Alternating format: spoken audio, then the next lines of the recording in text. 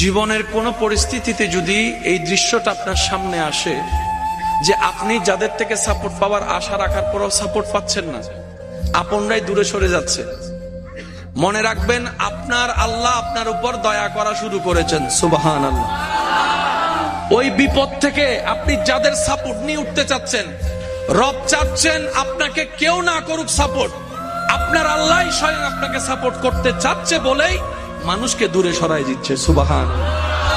জীবনে যদি কখনো দেখেন কাছের মানুষ দূরে সরে যাচ্ছে, বেঈমানি করছে, দুই নাম্বারি করছে, চোখ উল্টাই ফেলছে, আপনি বুঝে নিবেন আল্লাহ তাআলা আপনাকে দুনিয়ার আসল চিত্র দেখাচ্ছে।